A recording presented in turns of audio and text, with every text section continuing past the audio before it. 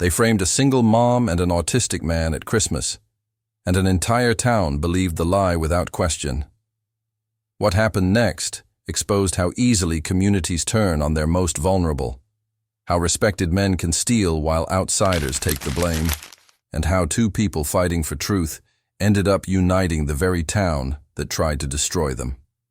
This is Sarah and Noah's story, and it's about to change everything you think you know about justice in small-town America. The snow had been falling for 3 days straight in Maplewood, a town so small you could walk from one end to the other in 20 minutes if you didn't stop to wave at anyone. But people always stopped to wave. That was the kind of place it was, or at least the kind of place everyone believed it to be. Sarah Mitchell stood at her kitchen window watching the flakes pile up on the windowsill, her breath fogging the glass as she counted the bills spread across the counter behind her. $47. That was all that remained until her next paycheck, and Christmas was 6 days away. Her son Ethan sat at the small wooden table behind her, coloring a picture of a snowman with crayons worn down to nubs. He hummed softly to himself, lost in his own world the way he often was. Sarah turned from the window and forced a smile she didn't feel, because that's what mothers do when the world is crumbling and their children are watching. Across town, Noah Brennan was sweeping the floor of the Maplewood Animal Shelter, moving the broom in careful straight lines that never overlapped. He had worked there for 8 years, ever since he turned 18, and he knew every crack in the concrete, every stain on the walls. The dogs barked in their kennels behind him, a familiar chorus that didn't bother him the way human voices sometimes did. Noah understood animals better than people because animals didn't lie with their faces or say one thing when they meant another. Sarah pulled her coat tighter as she walked down Main Street that afternoon, Ethan's small hand tucked inside her own. The storefronts glowed with colored lights and paper snowflakes taped to windows, cheerful and bright in a way that made her chest ache. Ethan pressed his face against the glass of Henderson's toy shop, his breath creating small circles of fog as he stared at a wooden train set. Sarah gently pulled him along, pretending not to notice the way his shoulders slumped. They passed the church on the corner, where a large wooden collection box sat near the entrance beneath a hand-painted sign that read, "Christmas Fund for Families in Need." Sarah had walked past it a dozen times in the last month, too proud to admit she was one of those families. That's when she saw him, Noah crouched in the alley beside the church, his hands moving slowly as he tried to coax a small gray cat out from beneath a dumpster. The cat was shivering, its fur matted and wet, and Noah spoke to it in a voice so soft Sarah almost didn't hear him. He wasn't using words exactly, just gentle sounds, patient and kind. Ethan tugged on Sarah's sleeve and pointed. "Mom, that man is helping the kitty." Sarah watched as Noah finally managed to scoop the cat into his arms, cradling it against his chest like it was made of glass. He looked up suddenly and caught her watching. For a moment, neither of them moved, and then Sarah did something she couldn't quite explain later. She smiled at him, a real smile, not the forced kind she'd been wearing all day. Noah blinked twice, then nodded once, quick and uncertain, before turning away. Sarah didn't think about the encounter again until 2 days later when she ran into Noah outside the grocery store. Ethan saw him first and pulled free from Sarah's hand before she could stop him. "Did you save the kitty?" Ethan asked, looking up at Noah with the kind of directness only children possess. Noah stopped walking and looked down at Ethan, then at Sarah, his expression carefully blank in a way she recognized because she'd worn the same mask herself 1,000 times. "Yes," Noah said after a pause that lasted a beat too long. "She's safe now, at the shelter." Ethan grinned, satisfied with this answer, and Sarah felt something shift in her chest, some small wall beginning to crack. "Thank you for taking care of her," she said quietly. Noah met her eyes for exactly 2 seconds before looking away. Then came the Sunday before Christmas and everything changed. Sarah was walking home from her morning shift when she noticed the crowd gathered outside the church. People stood in tight clusters, their voices low and urgent, and Pastor Williams stood on the steps, looking older than she'd ever seen him. Mrs. Henderson from the toy shop caught her eye and quickly looked away. The Christmas fund was gone. Every dollar that had been collected over the past month, money meant to help 6 families afford groceries and heat and maybe one small gift for their children, had vanished from the locked box kept in the church office. Pastor Williams explained this in a voice that kept breaking, and Sarah felt the weight of every eye on her as he spoke. Then Mrs. Henderson spoke up from the crowd, her voice sharp and certain, pointing directly at Sarah.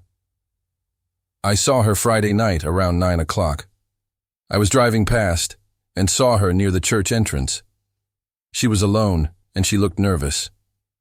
Sarah's mouth went dry because she had been near the church Friday night, but only because she'd taken a different route home from work. She'd stopped for maybe 30 seconds to catch her breath in the cold, that was all. But the way Mrs. Henderson said it made that innocent moment sound like a confession. Then Mr. Garrett from the gas station stepped forward with his phone held up like evidence. "I saw someone else too, that Noah fellow from the animal shelter, walking past the church around the same time, acting strange like he always does." Sarah's heart sank, because she knew what came next. Noah wasn't there to defend himself, and the crowd began to murmur louder, weaving her and Noah together in their minds as 2 outcasts strange enough to do something unthinkable. That night, Sarah couldn't sleep. She lay in bed staring at the ceiling and thought about Noah, wondered if he knew yet what was being said about him. She thought about the gentleness in his hands when he'd held that wet, shivering cat. By the time the sun rose Monday morning, painting the snow outside her window pale pink and gold, Sarah had made a decision. She couldn't let them destroy Noah for being different, any more than she could let them destroy her for being poor. What neither of them knew yet was that across town, in a warm house decorated with expensive garland, 2 men were laughing over morning coffee about how perfectly their plan had worked.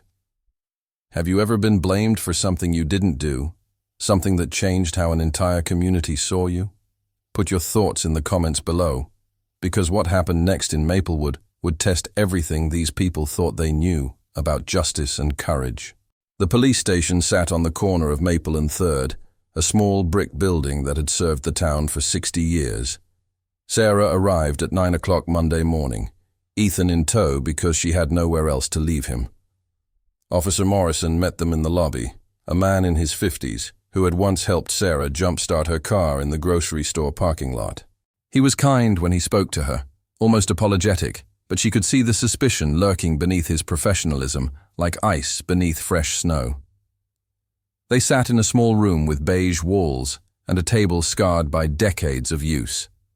Officer Morrison asked her to walk him through Friday night, and Sarah explained about her shift at the diner ending at 8:30, about the route she'd taken home, about stopping near the church for less than a minute because her feet hurt.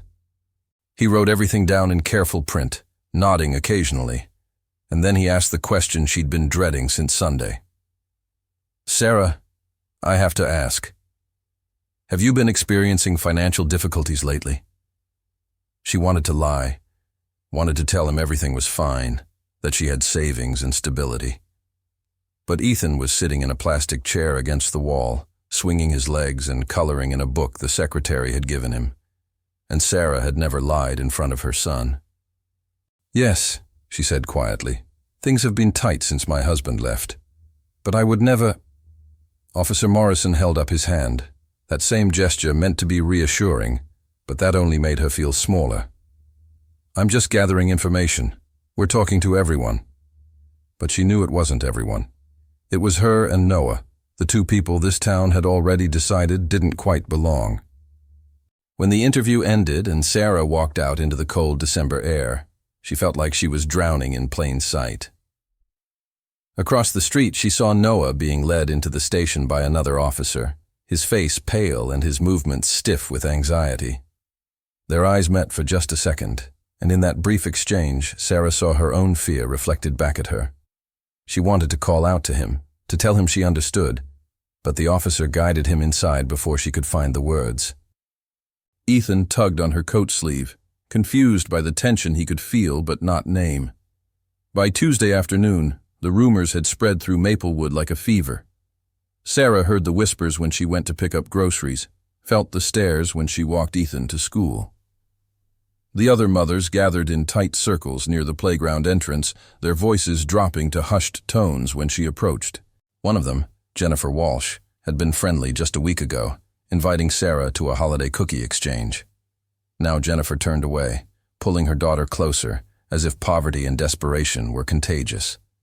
Sarah stood alone near the chain-link fence, watching Ethan join the other children for recess. He ran toward a group of boys building a snow fort, his face bright with innocent hope. But when he got close, the boys stopped what they were doing, and one of them, Tyler Morrison, Officer Morrison's grandson, said something Sarah couldn't hear. Ethan's smile faltered. The boys laughed and turned their backs, leaving him standing there in the snow with his arms at his sides. Sarah's chest tightened as she watched her son walk slowly to the swings, alone, his small shoulders hunched against more than just the cold. This was what judgment looked like when it infected a community. It didn't stop with the accused. It bled into everything, staining the innocent, punishing children for the sins people imagined their parents had committed. She wanted to march onto that playground and demand they let her son play, demand they see him for who he was, but she knew it would only make things worse. That evening, Sarah sat at her kitchen table with the local newspaper spread in front of her. The headline read, "Christmas Fund Theft Under Investigation," and beneath it was a photograph of the church with Pastor Williams standing on the steps, looking solemn. The article was careful, never naming suspects directly, but it mentioned persons of interest seen near the church the night of the theft. It talked about community members concerned about those struggling financially, and individuals known to behave unusually. Sarah read between the lines easily enough, and she knew everyone else in town would too. She folded the paper and stared at the wall, thinking about Noah. He lived alone in a small apartment above the old hardware store, a place most people forgot existed. He had no family in Maplewood, no one to defend him or stand beside him when the accusations started flying. Sarah had Ethan, had the fierce, protective love that came with being a mother. But Noah had only his routines and his animals, and the quiet dignity of a man who had learned long ago that the world wouldn't adjust to accommodate him. The next morning, Wednesday, Sarah made a decision that surprised even herself. She walked to the animal shelter just after 9, when she knew Noah would be there alone before the facility opened to the public. The building smelled of hay and disinfectant, and she could hear dogs barking in the back.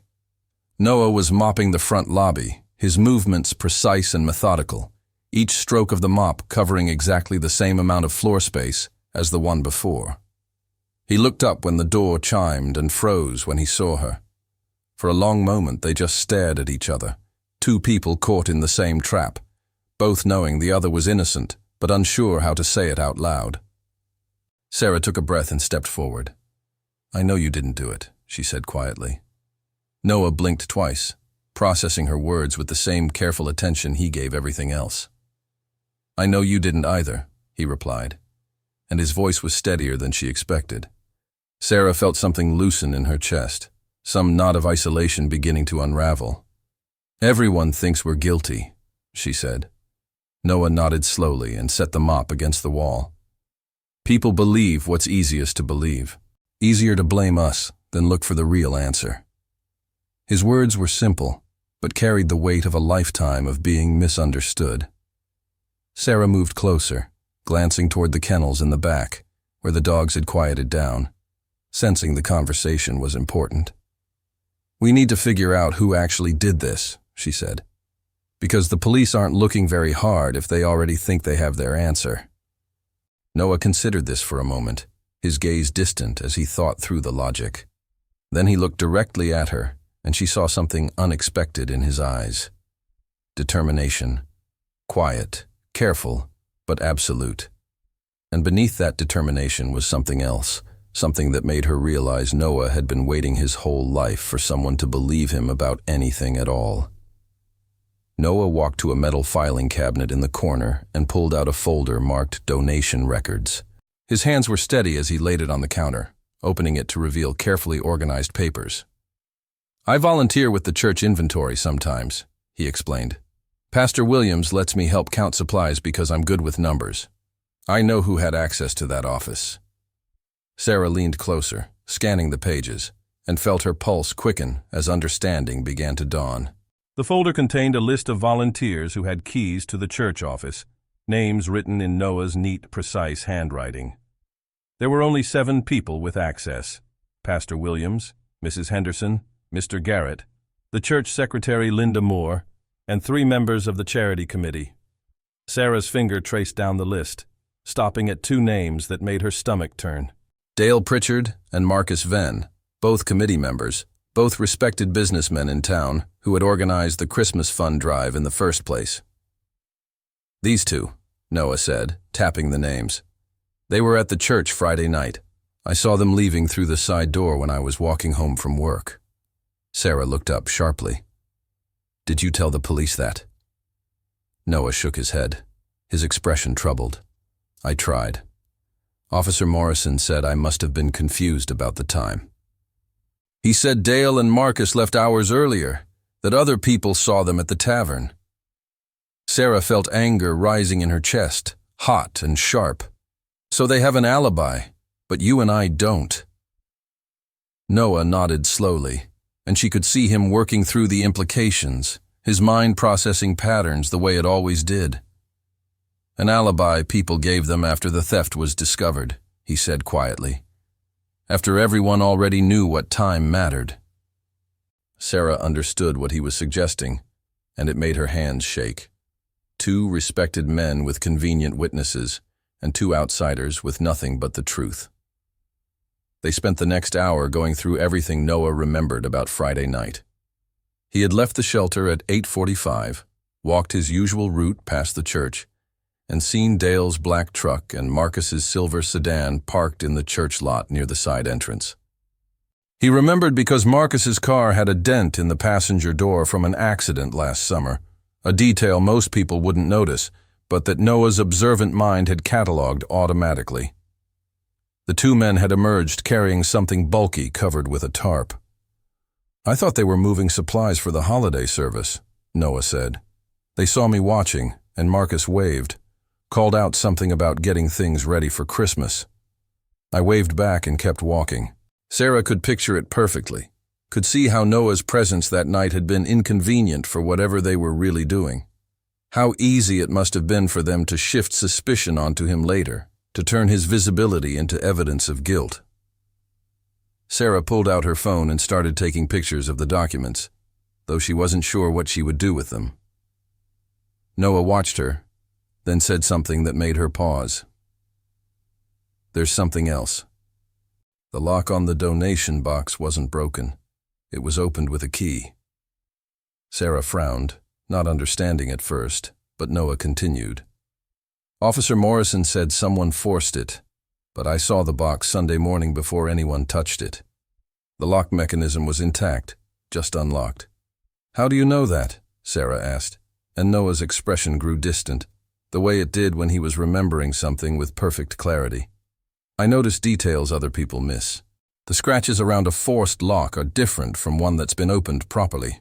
This one was opened with a key, then damaged afterward to make it look forced." Sarah felt her breath catch because if Noah was right, it meant whoever took the money had legitimate access, had the ability to walk in and take it without breaking anything, and then staged the crime scene to hide that fact.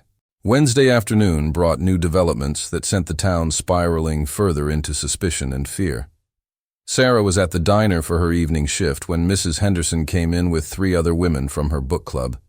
They took a booth near the window, and Sarah had no choice but to serve them. As she approached with menus, their conversation stopped abruptly, and Mrs. Henderson looked up with an expression that mixed pity and contempt in equal measure. "Sarah, dear," she said in a voice loud enough for nearby tables to hear, "I want you to know I don't think you're a bad person. Desperate, maybe. Struggling. But that boy of yours needs his mother, and I'd hate to see this situation get worse." Sarah's fingers tightened on the menus as she set them down. I didn't steal anything, Mrs. Henderson. The older woman smiled, sad and knowing. Of course, dear. But you understand how it looks, don't you? Sarah walked away before she said something she'd regret, her face burning with humiliation. She could hear them whispering as she retreated to the kitchen, their voices carrying enough to catch phrases like single mothers and what desperation makes people do. She leaned against the industrial sink, fighting tears, wondering how much more of this she could endure before something inside her simply broke. The answer came sooner than she expected. That night, someone spray-painted the word thief across Sarah's front door in large red letters. She discovered it when she came home from her shift just after 10, Ethan asleep in the back seat of her old sedan. The paint was still wet, dripping down the white wood like blood. Sarah stood in the driveway staring at it, her breath coming in short gasps, and for the first time since this nightmare began, she felt genuinely afraid. Not for herself, but for what this town might do to her son if things continued to escalate. She carried Ethan inside through the back door, laid him in his bed still wearing his coat, and then went back outside with a bucket of soapy water and a scrub brush. She worked in the cold darkness for over an hour, scrubbing at the paint until her hands were raw and her arms ached. The word faded but didn't disappear completely, leaving behind a ghostly stain that seemed worse somehow than the original message. A reminder that some marks don't wash away no matter how hard you try. Across town, Noah was experiencing his own version of hell. Someone had called animal control with a complaint that the shelter was being mismanaged, that animals were being neglected under his care. It was a lie, a vicious fabrication, but it meant inspectors would arrive Friday morning to investigate. Noah sat on his narrow bed in his small apartment, his hands pressed flat against his knees, trying to control the anxiety that threatened to overwhelm him. The shelter was his entire world, the only place he felt competent and needed. The thought of losing it made his chest feel like it was being crushed from the inside. He thought about Sarah scrubbing her door in the darkness, because somehow he knew that's what she was doing right now. He thought about how cruelty spreads through communities like a disease, how good people turn into monsters when they're afraid or uncomfortable or looking for someone to blame. And he thought about Dale Pritchard and Marcus Venn, two men sitting in warm houses surrounded by Christmas decorations, safe behind walls of respectability and convenient alibis. Something had to change. Someone had to fight back. The question was how two people with no power, no credibility, and no allies could possibly stand against an entire town that had already made up its mind. Thursday morning arrived cold and gray, the kind of December day where the sun never quite manages to break through the clouds. Sarah dropped Ethan at school early, watching from her car as he walked toward the entrance alone, his backpack too big for his small frame. None of the other children spoke to him. They parted around him like water around a stone, not cruel exactly, just absent, as if he'd become invisible overnight. Sarah gripped the steering wheel until her knuckles turned white, then forced herself to drive away before she did something foolish like march into that school and demand they teach their children about compassion. She drove to the library instead, the only place in town where she thought she might find answers without judgment. The building was old and quiet, smelling of worn paper and furniture polish. Mrs. Chen, the librarian, looked up when Sarah entered, but didn't smile the way she usually did. Still, she didn't ask Sarah to leave either, which felt like a small mercy. Sarah settled at a computer in the back corner and began searching for anything she could find about Dale Pritchard and Marcus Venn. What she discovered made her stomach clench with understanding.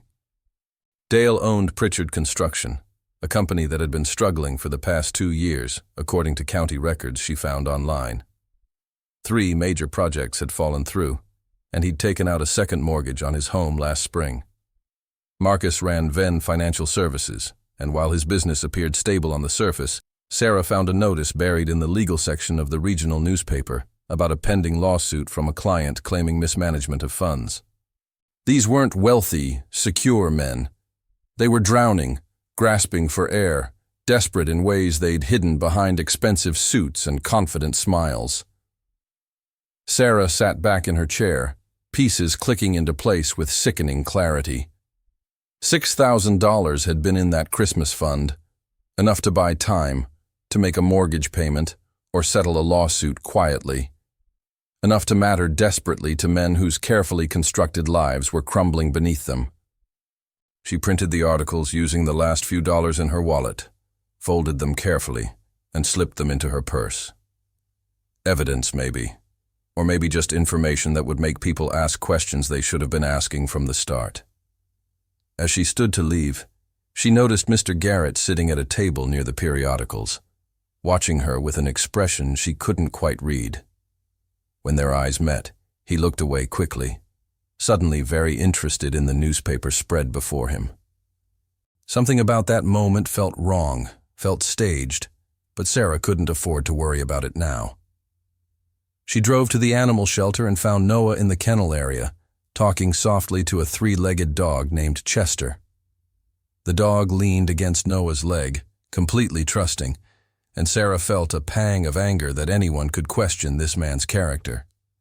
Noah looked up when she approached, and she saw the exhaustion in his face, the weight of everything pressing down on him. "The inspectors are coming tomorrow," he said quietly. "My supervisor told me to stay home, that it would be better if I wasn't here during the review." Sarah wanted to scream at the injustice of it, but instead she pulled out the printed articles and spread them on the metal desk in the corner. Noah studied them with the same careful attention he gave everything, his eyes moving methodically across each line. When he finished, he looked up at her with something like hope flickering behind the fear.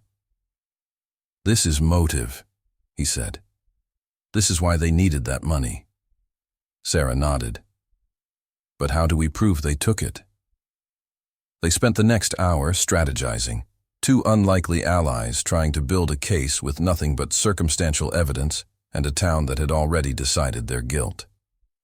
Noah mentioned that the church had security cameras, old ones that only recorded if motion was detected. Pastor Williams had mentioned once that the footage was stored on a computer in the office, kept for 30 days before being automatically deleted. Sarah's pulse quickened. "Friday was 9 days ago," she said. "The footage would still be there." "If we could see it," Noah added. And the challenge hung between them like a wall they couldn't climb. They had no authority, no right to demand access, and Officer Morrison had already made it clear he wasn't interested in evidence that complicated his simple narrative. Sarah thought about Pastor Williams, about the sadness in his eyes when he'd questioned her Sunday. He was a good man, she believed that, but he was also human, susceptible to the same assumptions and prejudices as everyone else. That evening, Sarah did something that surprised even herself. She got dressed in her nicest clothes, a simple gray dress she'd worn to her husband's company parties back when she had a husband, and he had a company to work for. She braided her hair carefully and put on the small pearl earrings her mother had given her years ago. Then she drove to Pastor Williams's home on Elm Street, the white two-story house with the wraparound porch and the nativity scene in the front yard. She knocked on his door just as the sun was setting, painting the snow orange and pink. Pastor Williams answered wearing a cardigan and reading glasses, looking more like someone's grandfather than a spiritual leader. He seemed genuinely surprised to see her, and for a moment Sarah thought he might close the door. Instead, he stepped aside and gestured for her to come in. They sat in his living room surrounded by bookshelves and family photographs, and Sarah told him everything. About Noah's observations, about the unlocked lock that had been staged to look forced, about Dale and Marcus's financial troubles. She spoke calmly and clearly, laying out facts without anger or desperation. Pastor Williams listened without interrupting, his expression growing more troubled with each revelation. When she finished, he removed his glasses and rubbed his eyes, suddenly looking very old and very tired. "Sarah," he said slowly, "these are serious accusations against two pillars of this community." She nodded, understanding what he wasn't saying directly. "I know, but so was accusing me and Noah without any real evidence." The silence that followed felt heavy with things unspoken. Finally, Pastor Williams stood and walked to the window, looking out at the darkening street. "The security footage," he said quietly. "I haven't looked at it. Officer Morrison said it wasn't necessary since we had witnesses placing you and Noah near the church." Sarah's heart began to pound. "Will you look at it now?" she asked. "With me?"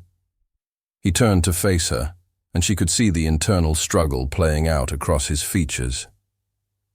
He was a man who wanted to believe the best in people, who had built his life on faith and trust, now being asked to consider that he might have been deceived by men he'd known for 20 years. "Tomorrow," he said finally. "Come to my office at noon. I'll review the footage with you, and we'll see what it shows." Sarah felt tears prick her eyes but refused to let them fall. "Thank you," she whispered. Pastor Williams walked her to the door, and as she stepped out into the cold night air, he touched her arm gently. "Sarah, I'm sorry for doubting you, for not looking deeper when I should have." She nodded, unable to speak, and walked to her car with something she hadn't felt in days slowly building in her chest. Friday morning came with unexpected snow, fat flakes falling steady and thick, muffling the world in white silence. Sarah barely slept, her mind spinning through possibilities and worst-case scenarios until the sky began to lighten outside her window. She made Ethan breakfast and watched him eat his cereal slowly, his usual morning energy dimmed by days of isolation at school. He looked up at her with eyes too old for his face and asked the question she'd been dreading. "Mom, did you really steal from the church?" Sarah set down her coffee cup carefully, her hand trembling just slightly, and knelt beside his chair so they were eye to eye. "No, baby, I would never do that. Someone else took that money and they're letting people think it was me because it's easier than admitting the truth." Ethan studied her face with the serious intensity only children possess, that ability to see through pretense straight to the core of things. "I didn't think you did," he said quietly. "But everyone at school says you did." She pulled him into a hug, holding him tight enough to feel his heart beating against her chest, and made a silent promise that somehow, by the end of today, she would fix this. She would clear their names and give him back his childhood, the one that had been stolen by adult cruelty and convenient lies. When she released him, Ethan looked at her with something like hope beginning to glow in his eyes. "Are you going to catch the real bad guys?" he asked. Sarah managed to smile. "I'm going to try." She dropped him at school and drove straight to the animal shelter, where she found Noah standing outside in the falling snow, watching as 2 inspectors in official jackets examined the facility. His face was pale and drawn, and Sarah could see his hands clenching and unclenching at his sides, a self-soothing behavior she'd noticed he did when stressed. She parked and walked over to stand beside him, close enough that their shoulders almost touched, a silent statement of solidarity. The inspection lasted 90 minutes, the longest 90 minutes of Noah's life, judging by the tension radiating from his body. The inspectors checked every kennel, examined food storage, reviewed medication logs, and interviewed Noah's supervisor while Noah and Sarah waited outside like defendants awaiting a verdict. Finally, the inspectors emerged, and the older of the two, a woman with kind eyes and gray hair pulled back in a practical bun, walked directly to Noah. "Mr.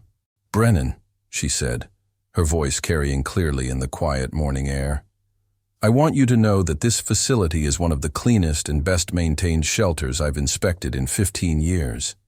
Your record-keeping is impeccable. The animals are healthy and well cared for, and frankly, whoever filed that complaint was either malicious or misinformed." Noah's shoulders sagged with relief so profound Sarah thought he might collapse. "Thank you," he managed, his voice barely above a whisper. The inspector glanced at Sarah, then back to Noah, and something in her expression suggested she understood more than she was saying. "I know what it's like when a community turns on someone," she said quietly. My brother is autistic. People fear what they don't understand, and fear makes them cruel. She handed Noah a copy of her report, marked with a perfect score, then touched his arm briefly before walking back to her vehicle. Sarah watched the inspection van drive away, and she felt something shift in the air between her and Noah, some shared understanding that they weren't alone in this fight, even if it felt that way most of the time. At 11:30, Sarah and Noah drove separately to the church, parking in the lot that had been the scene of so much accusation and suspicion. They met at the side entrance, neither speaking, both understanding that the next hour would determine everything. Pastor Williams opened the door before they could knock, his face grave but determined. He led them through the quiet hallways to his office, a small room lined with theological books and photographs of church events spanning decades. The computer sat on his desk, like a judgment waiting to be rendered. Pastor Williams settled into his chair and pulled up the security software, his fingers moving slowly across the keyboard as he navigated to the footage from Friday night 9 days ago. Sarah stood behind his left shoulder, Noah behind his right, all three of them holding their breath as the grainy black and white video began to play. The timestamp read 8:15, and the camera showed the church's side entrance from an elevated angle. For several minutes, nothing happened. The footage showed the empty parking lot, snow falling through the camera's limited field of vision. Then, at 8:42, a black truck pulled into frame and parked near the door. Dale Pritchard emerged, looked around carefully, then unlocked the entrance and disappeared inside. Sarah's heart began to pound. 2 minutes later, Marcus Venn's silver sedan arrived, the dent in the passenger door clearly visible even in the low-quality footage. Marcus entered the church, and for 20 minutes the video showed nothing but falling snow and 2 empty vehicles. Then both men emerged carrying a large canvas bag between them, the kind used for church supplies but clearly heavy with something else. They loaded it into the bed of Dale's truck, covered it with a tarp, and stood talking for several minutes. Their body language was casual, relaxed, 2 men completing a simple task without guilt or concern.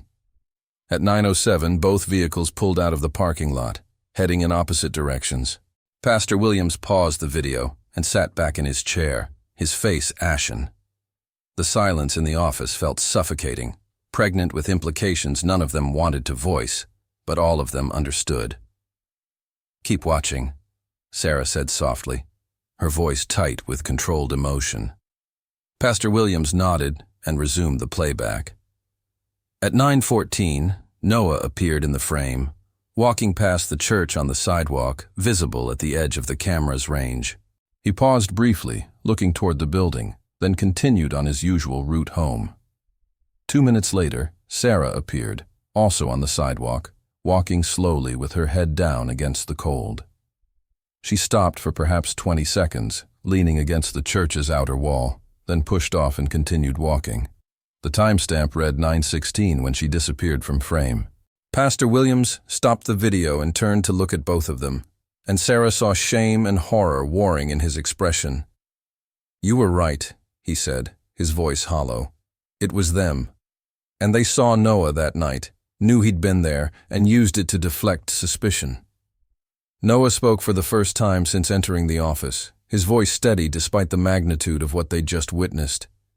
They saw Sarah too, probably not until later, when they were trying to figure out who else might have been near the church. Easy to blame us when we can't prove otherwise. Sarah felt anger rising in her chest, hot and righteous, but also something else. Vindication, relief. The crushing weight of false accusation beginning to lift. "What happens now?" she asked Pastor Williams. The old pastor stood slowly, reaching for his phone with hands that trembled slightly. "Now I call Officer Morrison and tell him he needs to see this, and then I owe this entire congregation an apology for allowing good people to be persecuted based on gossip and prejudice." But before he could dial, the office door burst open, and Dale Pritchard stood in the doorway, his face red with fury and something that looked like panic. Behind him, Marcus Venn hovered nervously, and Sarah realized with sickening clarity that they'd been seen entering the church, that someone had alerted them, and that cornered men with everything to lose were the most dangerous kind. Dale's eyes fixed on the computer screen, still frozen on the image of him and Marcus loading the canvas bag, and his expression shifted from anger to something darker and more desperate. Dale moved into the office with the aggressive confidence of a man who'd spent his life getting his way through intimidation and volume. Marcus followed like a shadow, shutting the door behind them with a soft click that somehow felt more threatening than if he'd slammed it. Pastor Williams stood slowly, placing himself between the two men and his computer, and Sarah saw his jaw tighten with a resolve she hadn't known he possessed. "Dale, Marcus, I think you both need to leave," he said quietly. "I think we need to talk about what you're doing here," Dale shot back, his voice sharp enough to cut. "Showing around doctored footage, trying to frame innocent men who've done nothing but serve this community for decades." His eyes landed on Sarah and Noah, and the contempt in his gaze made Sarah's skin crawl. "You two put him up to this, didn't you? Desperate people do desperate things, and when you can't pay your bills, I guess ruining other people's lives seems like a fair trade." Noah stepped forward, his movements careful but deliberate, and Sarah noticed his hands were steady, despite the tension crackling through the room like electricity before a storm. "The footage isn't doctored," Noah said, his voice calm in a way that seemed to infuriate Dale even more. "It shows exactly what happened Friday night at 8:42. You and Marcus took the donation money, then let everyone believe Sarah and I were responsible because we were convenient scapegoats." Marcus finally spoke, his voice higher and more panicked than Dale's controlled anger. "That's insane. We were at McGill's Tavern that night. Everyone saw us there." Pastor Williams moved to his computer and pulled up another window, this one showing a different camera angle from the church's front entrance. "This camera shows the parking lot staying empty all evening, except for your two vehicles. No one else came or went. The timeline doesn't lie, Marcus." Dale's face darkened to a dangerous shade of red, and Sarah saw his hands curl into fists at his sides. "You're really going to believe these two over us? A single mother who can barely keep her lights on, and a man who can't even look people in the eye when he talks?" The cruelty in his words was designed to wound, to reduce them to their most vulnerable points, and Sarah felt Noah tense beside her. But before either of them could respond, Pastor Williams did something unexpected. He stepped fully in front of the computer, blocking their view of the screen with his body, and when he spoke, his voice carried an authority Sarah had only heard him use from the pulpit. "What I believe, Dale, is what I can see with my own eyes, and what I see is two men who stole from families in need, then deliberately destroyed the reputations of innocent people to cover their crime." His hands trembled slightly, but his voice remained steady. "Now you can leave peacefully and wait for Officer Morrison to contact you, or you can make this situation significantly worse." For a long moment no one moved, the office suspended in a fragile tension that could shatter in any direction. Then Marcus broke, his voice cracking with desperation. "Dale, we should go. We can't." But Dale wasn't listening. He was staring at the computer screen visible just past Pastor Williams's shoulder, calculating odds and outcomes with the frantic energy of a gambler who'd bet everything on the wrong hand. "That footage proves nothing," he said, but his conviction was slipping. "It shows us moving church supplies, that's all." Sarah found her voice then, steadier than she expected. "It shows you moving church supplies in the middle of the night, hiding them under a tarp, and leaving separately. And I'm guessing if Officer Morrison checks your bank accounts, he'll find deposits that can't be explained. $6,000 split two ways is $3,000 each. Enough to make a mortgage payment, enough to settle a lawsuit quietly." She saw the flash of recognition in Marcus's eyes, the confirmation that she'd guessed correctly. Dale turned on her with such sudden venom that Noah instinctively moved between them. "You don't know anything about pressure, about what it's like to build something for 30 years and watch it crumble. You don't know what it's like to have real responsibility, real problems, not just poor choices and bad luck." His words were meant to justify, to explain, but all they did was reveal the depth of his entitlement, his belief that his struggles mattered more than the suffering he'd caused others. "I know what it's like to have my son asked if his mother is a thief," Sarah said, her voice shaking with controlled fury. "I know what it's like to scrub the word thief off my front door in the middle of the night. I know what it's like to watch people I've lived beside for years turn their backs on me because men like you found it convenient." She took a step forward, and something in her expression made Dale step back. "Your problems don't give you the right to destroy other people's lives." Pastor Williams reached for his phone on the desk, his intention clear, but Marcus lunged forward and grabbed it first, his panic overtaking whatever rational thought remained. "Don't," Marcus pleaded, his voice breaking. "Please, just give us a chance to fix this. We'll return the money. We'll make it right. Just don't call the police." Dale grabbed Marcus's arm roughly, hissing something Sarah couldn't hear, and she saw the moment Marcus realized his partner had no intention of making anything right, that Dale's plan had always been to fight until there was nothing left to fight with. Noah moved to the office door, positioning himself between it and the two men, and Sarah understood what he was doing. He was making sure they couldn't leave, couldn't run, couldn't disappear before facing consequences. It was a quiet kind of bravery that most people wouldn't recognize as bravery at all, but Sarah saw it clearly. "The money," Noah said, directing his words to Marcus, the weaker link in their desperate partnership. "Where is it now?" Marcus's eyes darted to Dale, then to the floor, and Sarah knew they were about to get the truth. "Dale's safe," Marcus whispered, so quietly they almost didn't hear him. "In his office at the construction yard. Most of it's still there because we couldn't deposit it all at once without raising questions. We were going to do it slowly, over months, small amounts that wouldn't trigger any flags."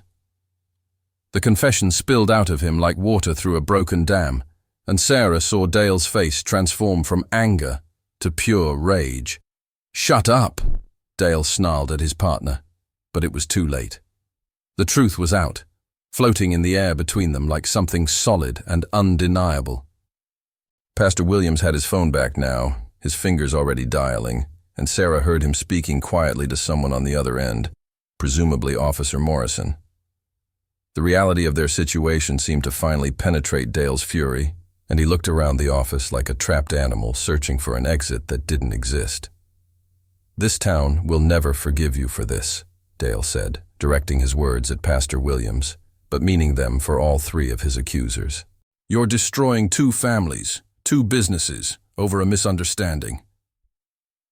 But even as he spoke, the fight was draining from him, replaced by the hollow understanding that he'd lost, that his carefully constructed life built on reputation and respect was crumbling just as surely as the business he'd tried to save with stolen money. Sarah watched it happen and felt no satisfaction, only a weary sadness that it had come to this at all. Officer Morrison arrived within 10 minutes, his patrol car pulling into the church parking lot with lights flashing but no siren, a small mercy that kept the confrontation from becoming immediate public spectacle. He entered Pastor Williams's office with another officer Sarah didn't recognize, a younger man who looked fresh from the academy. Morrison's face was carefully neutral as he took in the scene.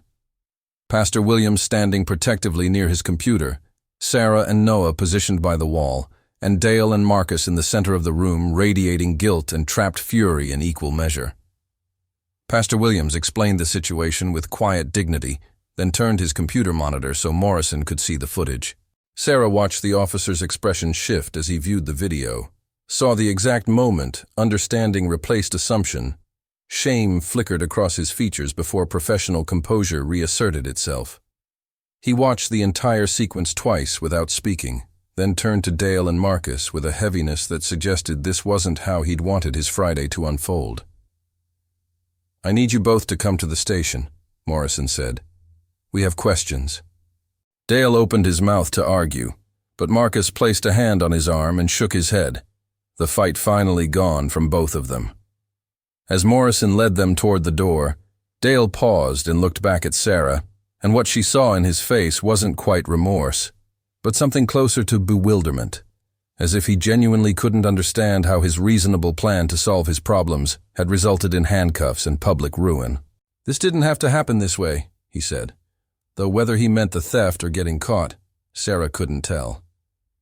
After they left, the office fell into a silence so complete Sarah could hear snow hitting the window, each flake a tiny impact against glass.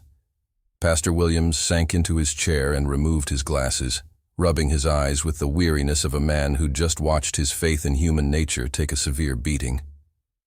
Noah stood perfectly still by the door, processing everything that had happened with his characteristic careful attention, and Sarah felt her legs beginning to shake with the adrenaline drain that follows crisis. She sat down heavily in the chair Dale had stood beside moments before. "I'm sorry," Pastor Williams said finally, looking at both of them with eyes that held genuine pain. "I'm sorry I doubted you. I'm sorry this community doubted you. I should have looked at that footage immediately, should have questioned why we were so quick to believe the worst about two people who'd never given us reason to."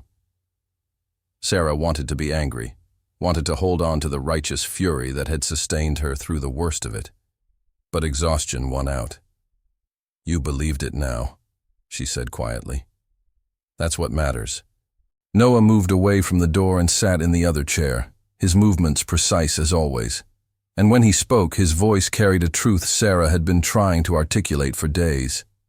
People believe what fits their existing narrative. We were already outsiders, already people the town didn't quite know what to do with. When something bad happened, we were the obvious answer because accepting us as innocent would have required everyone to look harder, think deeper, question their own assumptions. That's uncomfortable. Blaming us was easy. The three of them sat together in that small office while the world outside continued its oblivious rotation. And Sarah felt something shifting inside her that had nothing to do with vindication or relief. She felt the weight of understanding that this moment, this clearing of their names, wouldn't magically erase the damage that had been done. The spray paint might be scrubbed from her door, but the memory of seeing it would remain. The accusations might be proven false, but the weeks Ethan spent isolated at school couldn't be returned to him. Justice and healing, she was learning, were two different things entirely. Pastor Williams made several phone calls over the next hour, his voice growing stronger with each conversation. He spoke to Officer Morrison about arranging a press conference to clear Sarah and Noah publicly. He called the local newspaper editor to insist on a front-page correction and apology. He contacted members of the church board and explained what had happened with a bluntness that made Sarah wince sympathetically for whoever was on the receiving end. And finally, he called Mrs. Henderson, his voice gentle but firm, as he explained that she needed to retract her accusations immediately. By 2 o'clock, news was spreading through Maplewood with the same speed the accusations had traveled days earlier, but this time, the message was different. Sarah's phone began buzzing with texts from numbers she didn't recognize, some apologetic, some defensive, a few genuinely horrified at their own behavior. She read them with a detachment that surprised her, these digital offerings of belated support from people who'd been content to watch her suffer when they believed she was guilty. Noah sat beside her, scrolling through his own phone, and she saw him delete message after message without reading them fully. "They want forgiveness," Noah said quietly, not quite a question. Sarah nodded, understanding what he was really asking. "They want absolution more than they want to make amends. They want us to tell them they're still good people despite what they did." She looked at him and saw her own conflict reflected in his careful expression. "I don't know if I can give them that yet." Noah set his phone face down on the desk. "Neither do I. Maybe that makes us bad people too." Pastor Williams overheard and shook his head firmly. "It makes you human.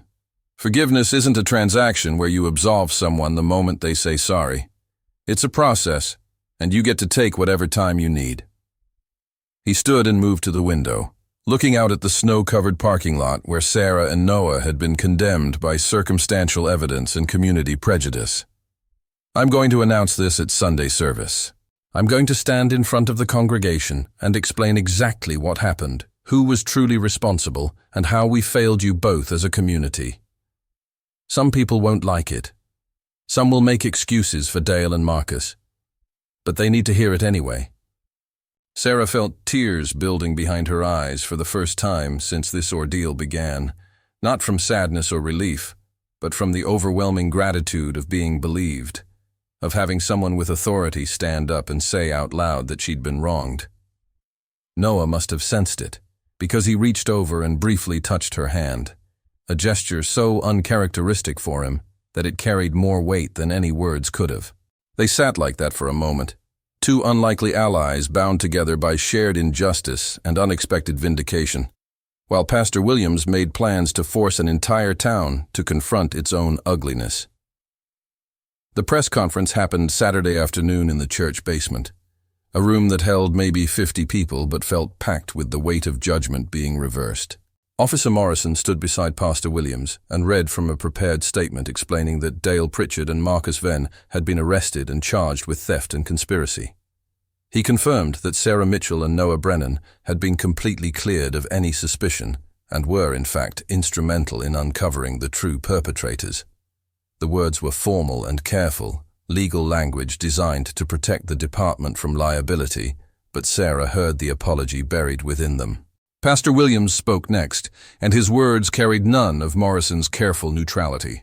He talked about the rush to judgment, about the ease with which a community could turn on its most vulnerable members, about the Christian imperative to seek truth before casting stones. Several people in the audience shifted uncomfortably, and Sarah saw Mrs. Henderson sitting in the back row with her face buried in her hands. Mr. Garrett sat beside his wife, staring straight ahead, with an expression of profound shame. The local newspaper editor took notes furiously, and Sarah knew tomorrow's front page would look very different from the one that had condemned her days earlier. Then, Pastor Williams did something unexpected. He invited Sarah and Noah to speak if they wanted to, making it clear they were under no obligation, but offering them the platform if they chose to take it. Sarah looked at Noah, and he looked back at her, and some unspoken communication passed between them. Noah stood first, moving to the front of the room with his characteristic deliberate pace, and when he spoke his voice was quiet but steady enough to reach every corner of that crowded basement. And what he said would change Maplewood in ways no one could have predicted.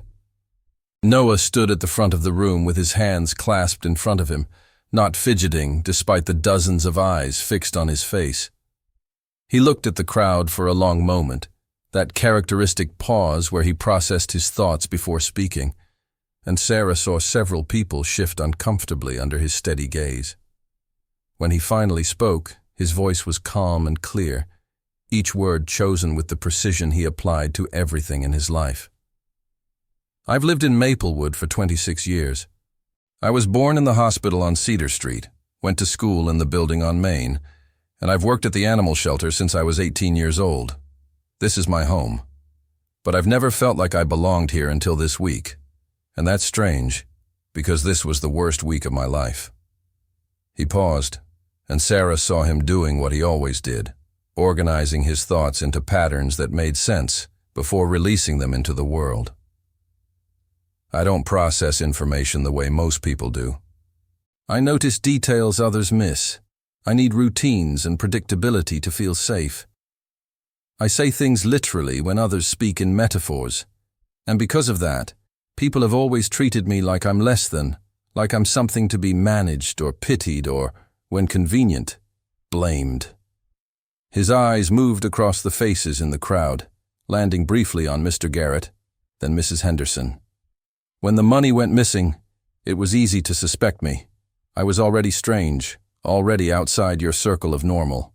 Adding thief to my list of differences didn't require much imagination. But here's what I learned this week, Noah continued, his voice gaining strength. Sarah taught me something important without meaning to. She showed me that being vulnerable doesn't mean being weak, and that asking for help isn't the same as being helpless. I've spent my whole life trying to be invisible so people wouldn't notice the ways I'm different. Sarah spent her whole life working twice as hard to prove she deserved respect despite being poor and alone. And when this town needed someone to blame, we were perfect targets because we'd already accepted being less than. We'd already internalized the message that we didn't quite deserve the same consideration as everyone else. The room had gone completely silent, the kind of silence where even breathing feels intrusive. Noah's hands unclenched slightly, and Sarah saw him take a deliberate breath before continuing. I'm not angry at Dale or Marcus. I understand desperation. I understand what it feels like when the world doesn't work the way you need it to, and you're drowning in problems you can't solve. What I'm angry about is how easy it was for all of you to believe we did it. How quickly you turned away from Sarah's son at school. How readily you accepted that I must have done something wrong, because I've always been wrong, just by existing. His words weren't accusatory exactly, but they cut deeper than shouting ever could. You didn't believe us because you didn't want to. Believing us would have meant questioning people you respect. People who look and act like you expect respectable people to look and act. Sarah watched tears appear on several faces in the crowd, saw Mrs. Henderson openly crying now, and felt her own throat tighten with emotion she couldn't quite name. Noah wasn't finished. Pastor Williams asked me what I want from this community going forward, and I've been thinking about that question for 2 days. I don't want pity. I don't want people to treat me extra nice because they feel guilty. What I want is for you to remember this feeling, this discomfort you're experiencing right now, the next time you're tempted to make assumptions about someone based on how they look or talk or live their life. He shifted his weight slightly, the only sign of the anxiety Sarah knew he was managing beneath his composed exterior. I want you to remember that the single mom struggling to pay her bills might be the most honest person in this room. That the man who can't make eye contact might notice things everyone else misses. That being different isn't the same as being wrong, and being poor isn't the same as being dishonest. Noah's voice softened then, carrying something that sounded like hope beneath the hurt. I want Maplewood to be the kind of town where people like Sarah and me don't have to work twice as hard to deserve half as much respect. Where kids like Ethan don't get punished for their parents' circumstances. Where the first instinct is to ask questions instead of jumping to conclusions that fit comfortably into existing prejudices. He looked directly at Pastor Williams then, and Sarah saw gratitude flicker across Noah's face. I want to thank the people who did believe us. Pastor Williams, who looked at evidence instead of reputation. The inspector who defended my work even when she didn't have to. And Sarah, who stood beside me when she had every reason to save herself and let me take the blame alone.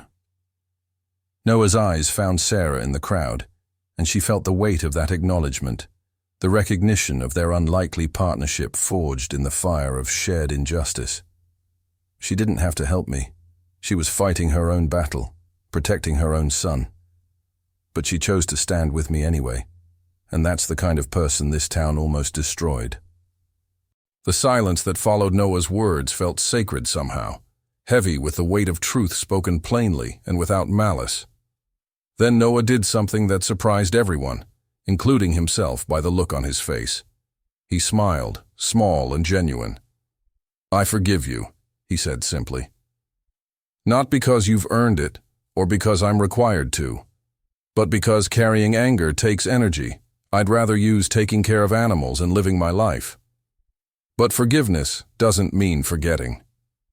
It doesn't mean pretending this didn't happen. It means I'm choosing to move forward while remembering exactly how I got here. With that, he walked back to his seat beside Sarah, and she reached over to squeeze his hand briefly, a gesture of solidarity that needed no words. Pastor Williams invited Sarah to speak next, and she stood on legs that felt steadier than they had in days. She moved to the front of the room and looked at the faces staring back at her, some ashamed, some defiant, most simply uncertain about how to process what they'd just heard. Sarah had prepared remarks in her head during sleepless nights, angry speeches full of righteous fury and detailed accusations. But standing there in that moment, looking at this imperfect community full of flawed people who'd hurt her badly, she found herself saying something different entirely. I'm not as gracious as Noah, she began, and several people managed small, sad smiles. I'm still angry. I'm angry that my son had to experience cruelty he didn't understand. I'm angry that I spent nights crying in my car so Ethan wouldn't see. I'm angry that poverty is treated like a moral failing instead of a circumstance. But I'm also grateful, Sarah continued, her voice catching slightly on the word. Because this experience showed me who I am when everything is stripped away. It showed me I'm stronger than I thought. It showed me that Noah Brennan, a man this town has ignored for decades, has more integrity in his smallest gesture than most people display in their entire lives. It showed me that my son is brave and kind despite watching adults behave in ways that would justify him becoming bitter. She looked at Pastor Williams. And it showed me that some people, when confronted with their mistakes, have the courage to admit them and work to make things right. That matters more than you might think. Most people double down when they're wrong. You chose differently. Sarah's eyes found Mrs. Henderson in the back row. I don't forgive everyone yet. Some of you actively participated in spreading rumors. Some of you enjoyed watching me suffer because it made you feel superior, or simply gave you something interesting to talk about over coffee. That's going to take time for me to move past. Mrs. Henderson flinched but didn't look away, and Sarah appreciated that small act of courage. But I'm willing to try. I'm willing to believe that people can do better when they know better. I'm willing to give this town another chance to be the community it claims to be, the place where neighbors actually care for each other instead of just performing care when it's convenient. She thought about Ethan waiting at home with his grandmother, about how she'd explain all of this to him in terms an 8-year-old could understand. My son asked me this morning if people are basically good or basically bad, and I told him what I believe to be true, that most people are basically confused, trying their best with limited information and a whole lot of fear. Fear makes us cruel. Fear makes us look for simple answers to complex questions. Fear makes us blame the most vulnerable because it's easier than examining our own failures. Sarah's voice grew stronger, more certain. But courage makes us better. And I saw courage this week from unexpected places. I saw it in Noah standing up for himself. I saw it in Pastor Williams choosing truth over comfort. I saw it in my son still smiling despite everything. So maybe we're all capable of both, and the question is, which one we choose to feed.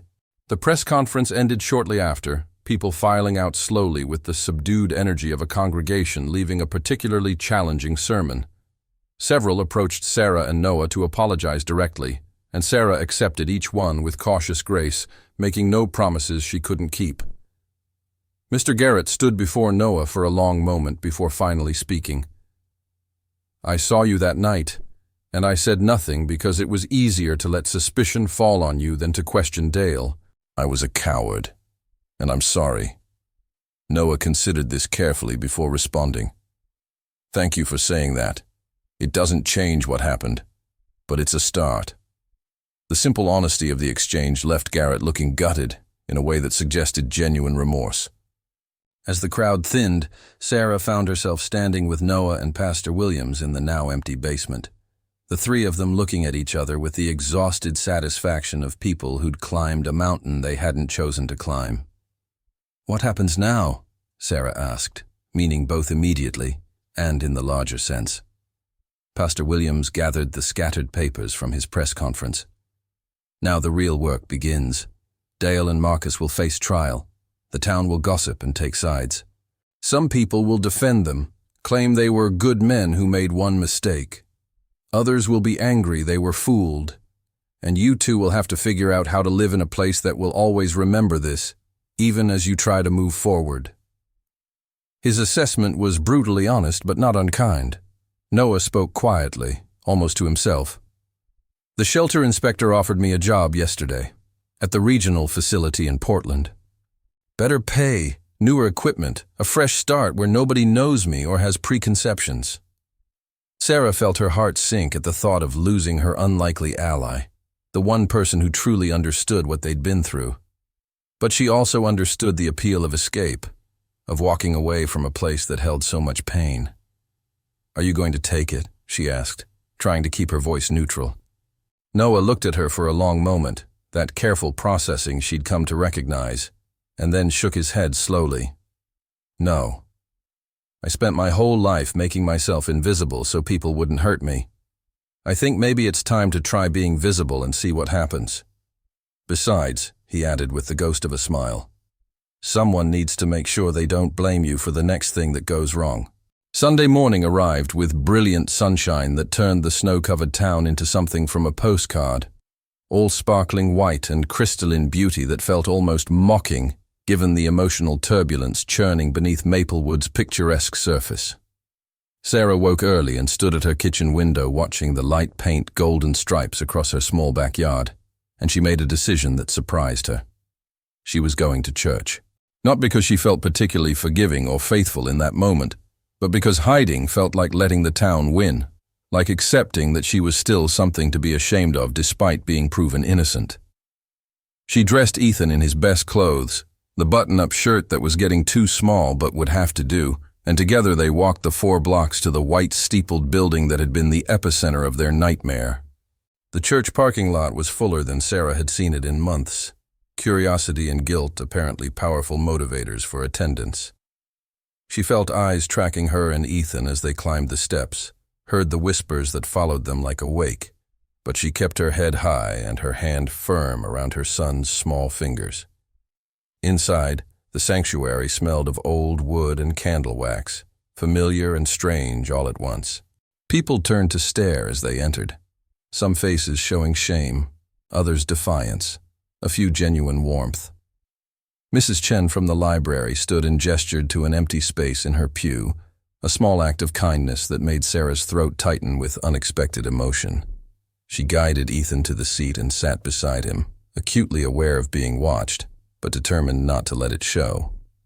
Noah arrived moments later, moving down the aisle with his characteristic, careful steps, and Sarah saw several people actually recoil slightly as he passed, ingrained prejudice still winning out over rational thought, despite everything that had been revealed. He spotted Sarah and Ethan and made his way to their pew, sliding in beside them without asking permission, because some bonds forged in fire don't require verbal negotiation. Ethan looked up at Noah with open curiosity, the way children do before they learn to mask their interest in people who are different. "Are you Mom's friend?" he asked with typical childhood directness. Noah considered the question with his usual gravity, then nodded. "Yes, and she's mine. We helped each other when things were hard." Ethan accepted this explanation with a satisfied nod and returned his attention to the children's bulletin someone had handed him.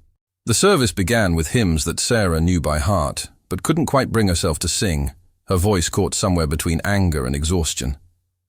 Pastor Williams took the pulpit, looking older than he had just days ago, the weight of what he was about to do clearly pressing on him. He began with standard announcements, church business that felt surreal given what everyone knew was coming, and Sarah saw people shifting restlessly in their seats, waiting for the real reason they'd come. Finally, after what felt like deliberate delay designed to build tension, Pastor Williams set aside his notes and gripped the sides of the pulpit with both hands. "Today, I need to talk about judgment," he said, his voice carrying to every corner of the sanctuary. "Not God's judgment, though that certainly matters, but our own. The kind we levy against our neighbors with frightening speed and devastating consequences." He told the entire story then, sparing no details and naming names in a way that made several people gasp audibly. He explained how Dale Pritchard and Marcus Venn had stolen from families in need, how they'd deliberately deflected suspicion onto Sarah and Noah, how the community had accepted those accusations with minimal evidence because they confirmed existing biases. Sarah Mitchell and Noah Brennan stood in this sanctuary 1 week ago, falsely accused, publicly shamed, and abandoned by people who should have protected them, Pastor Williams said, his voice sharp with controlled anger. "And we let it happen. We participated in it. Some of us actively spread rumors. Others simply remained silent, which in its own way is just as damaging. We failed them, and in doing so, we failed the most basic tenets of our faith." The sanctuary had gone completely silent. the kind of stillness that comes when people are confronted with truths they'd rather not acknowledge. Sarah watched faces around the room, saw shame, defensiveness, anger, and in a few cases, what looked like genuine revelation. Pastor Williams continued, his sermon becoming less about Dale and Marcus's crime and more about the community's collective sin, the ease with which good people become complicit in cruelty when it serves their comfort or confirms their assumptions. I've been your pastor for 18 years, he said, and I've watched us become a town that values appearance over truth, reputation over character, comfort over compassion. We claim to be a Christian community, but this week we demonstrated that our Christianity is conditional, extended only to those who fit our narrow definition of deserving. He invited Sarah and Noah to stand, and Sarah felt every muscle in her body resist the idea of making herself more visible, more vulnerable, in front of these people who'd hurt her so deeply. But Ethan squeezed her hand and whispered, "It's okay, Mom. I'm here." And the simple courage of her 8-year-old son gave her the strength to rise. Noah stood beside her, and together they faced the congregation while Pastor Williams spoke about their integrity, their resilience, and the grace they'd shown in the face of injustice. "These two people owe us nothing," he said, "yet they stood here yesterday and offered forgiveness we haven't earned, and grace we don't deserve. That's what Christianity actually looks like, not the performative version we practice on Sundays, while ignoring the vulnerable Monday through Saturday." The sermon ended with a challenge that Sarah knew would divide the congregation.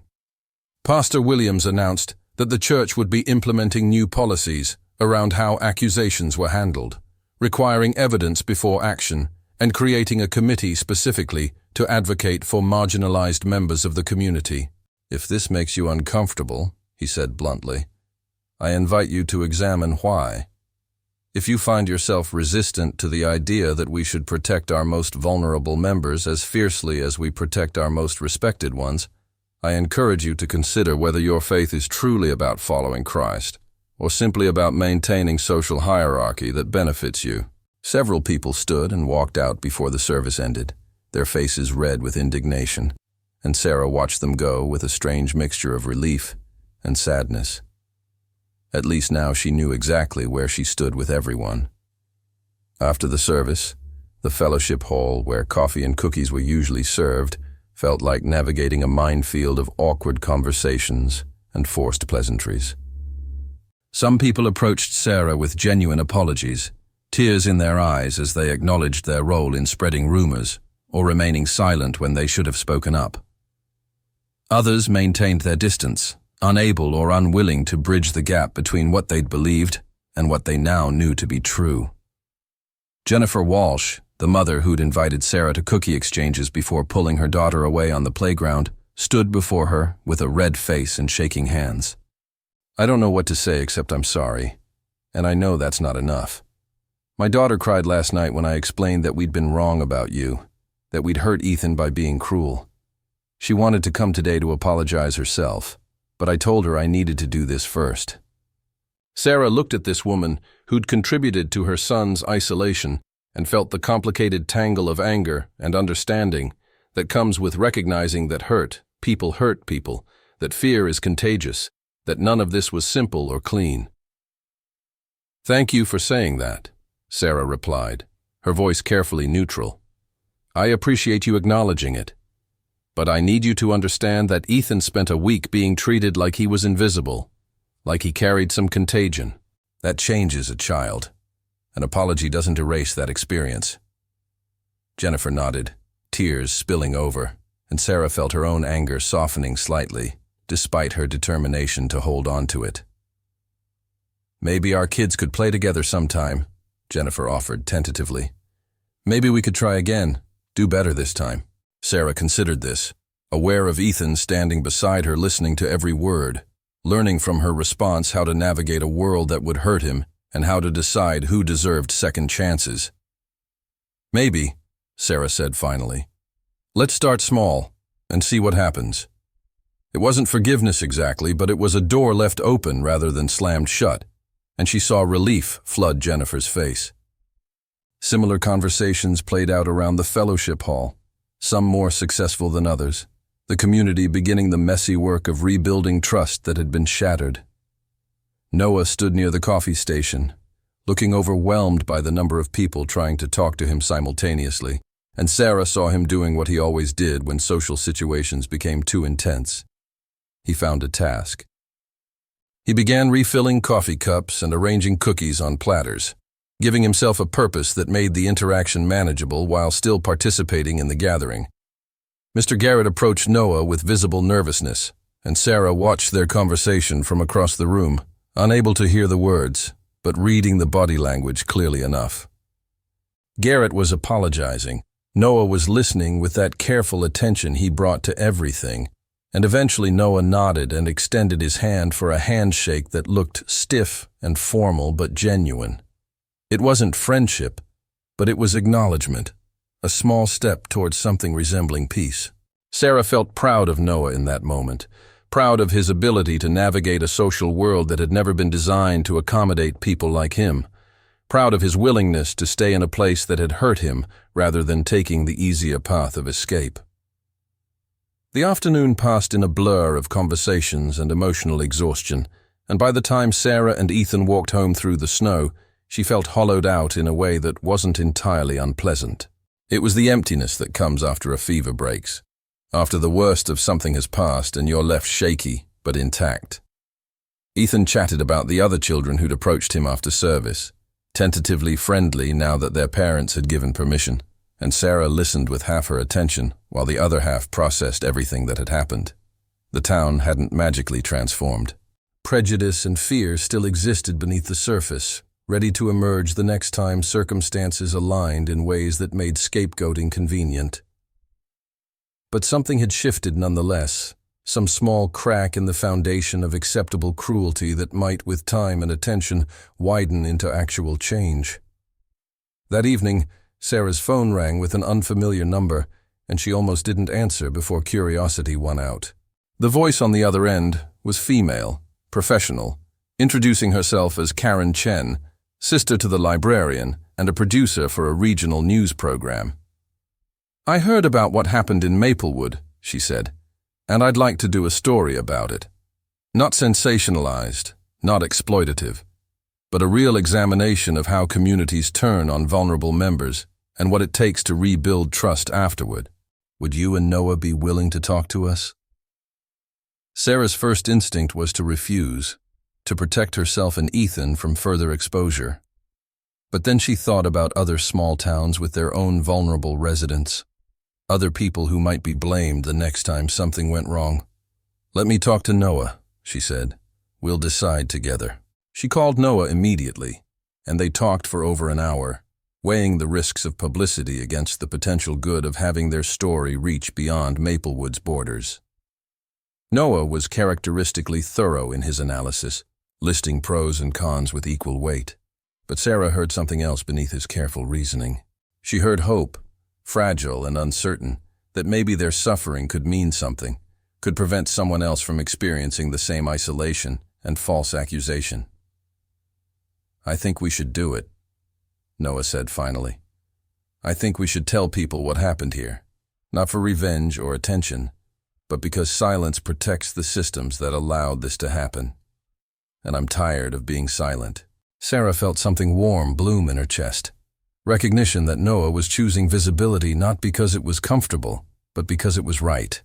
And she knew in that moment that their friendship, forged in crisis, would endure whatever came next.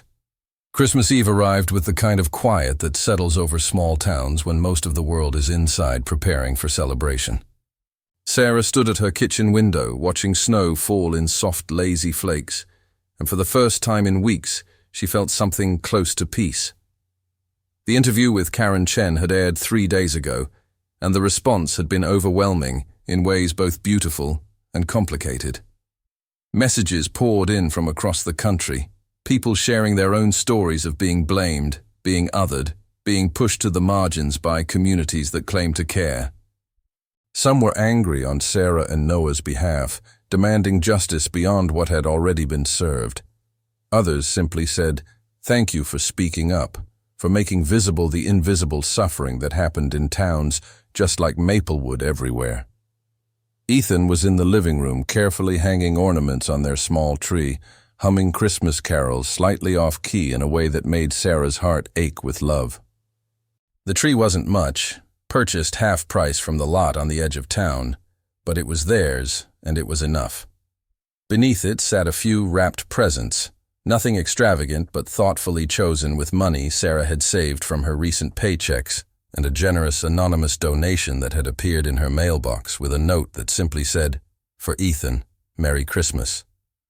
She suspected Pastor Williams but couldn't prove it, and she decided to accept the gift with gratitude rather than pride. There was a knock at the door, and Sarah opened it to find Noah standing on her porch, holding a small gift wrapped in newspaper comics, because, as he'd explained when she'd seen him wrapping it at the shelter yesterday, commercial wrapping paper seemed wasteful. "I wanted to give this to Ethan," he said, his breath creating small clouds in the cold air. "If that's okay." Sarah stepped aside to let him in, warmth flooding through her at this gesture of inclusion, of chosen family being built from the rubble of forced isolation. Ethan looked up from the tree and grinned when he saw Noah, running over with the unself-conscious enthusiasm of children who haven't yet learned to guard their affection. Noah handed Ethan the gift with formal solemnity, and Sarah watched her son tear into it with the focus of someone excavating treasure. Inside was a wooden carving of a dog, simple but beautifully crafted, and Ethan held it up to the light with wonder in his eyes. "Did you make this?" he asked, and Noah nodded. "I've been learning to carve. It helps me think. I thought you might like to have it." Ethan hugged the carving to his chest, then surprised everyone by hugging Noah as well, a quick, fierce embrace that made Noah freeze for a moment before carefully, gently hugging him back. Sarah felt tears prick her eyes watching this interaction, this simple moment of connection that would have seemed impossible just weeks ago. They spent the afternoon together, the three of them, doing nothing particularly special, but everything feeling significant nonetheless. They made cookies from a recipe Sarah's grandmother had taught her, and Noah followed the measurements with precise attention, while Ethan created abstract art with frosting and sprinkles. They watched a Christmas movie that Ethan had seen a dozen times, and Noah asked questions about plot points he didn't understand, while Ethan explained with patient detail. They talked about the future in vague, hopeful terms, and for a few hours Sarah allowed herself to believe that maybe, possibly, things would actually be okay. That the worst was behind them, and what lay ahead was simply the normal challenges of living rather than the existential threat of community condemnation. As evening approached, Sarah walked Noah to the door, and they stood on the porch, watching the sun set behind snow-laden clouds. "Thank you for staying," she said quietly. "For not taking that job in Portland. I know it would have been easier." Noah was quiet for a moment, his gaze fixed on the horizon, and when he spoke his voice carried a certainty she'd come to associate with his most profound observations. "Easier isn't always better. And I realized something during all of this. I spent my whole life trying to make myself small enough that people wouldn't notice me, wouldn't hurt me. But being small doesn't actually protect you. It just means you suffer alone instead of with someone beside you." "You're not alone anymore," Sarah said, and she meant it with every fiber of her being. Noah looked at her then, really looked at her, and she saw recognition in his eyes, understanding that they'd become something neither of them had expected when this nightmare began. Not just allies or friends, but family in the way that mattered most, chosen and fought for and earned through shared suffering and mutual support. "Neither are you," Noah replied, and Sarah felt something settle inside her, some piece of herself that had been fractured finding its way back into alignment. They stood together in comfortable silence while the world grew dark around them, two people who'd survived their town's worst impulses and emerged stronger for it.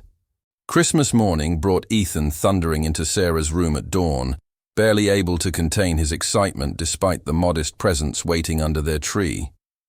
Sarah made hot chocolate while Ethan opened gifts with methodical care, examining each one thoroughly before moving to the next, and she felt grateful for his ability to find joy in simple things, a resilience she hoped he'd carry into whatever challenges awaited him.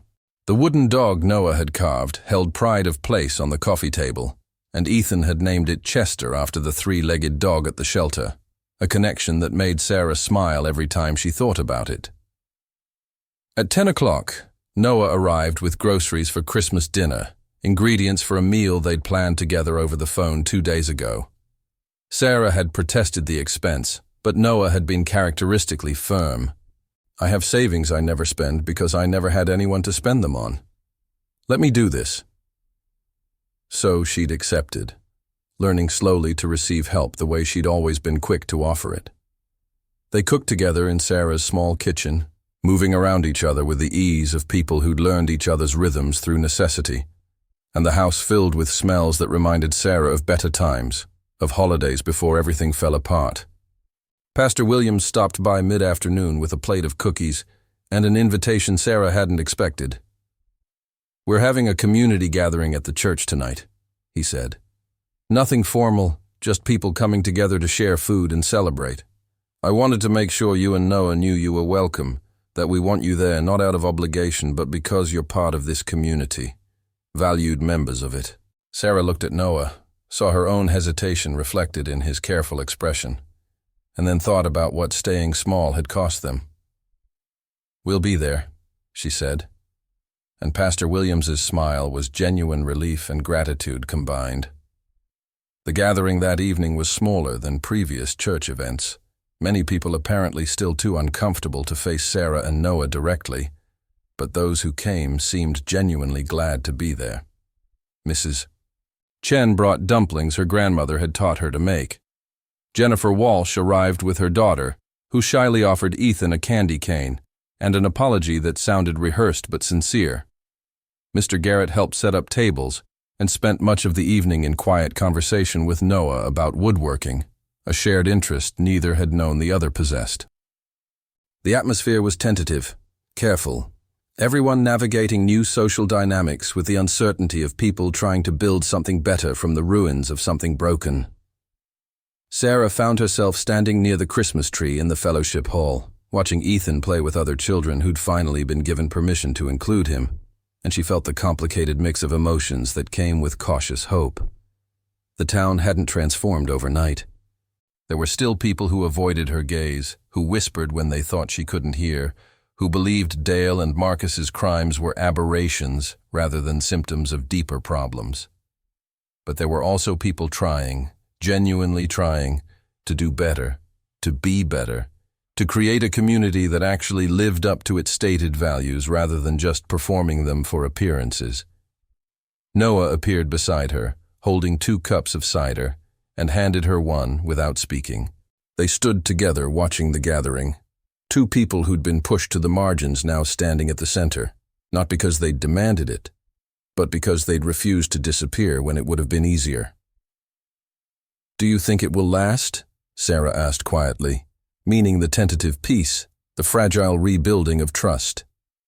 Noah considered the question with his characteristic thoroughness before responding. "Some of it will, some won't. People are complicated and change is hard, and fear is always waiting to resurface.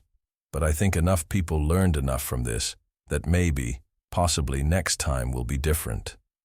Maybe next time they'll ask questions before jumping to conclusions."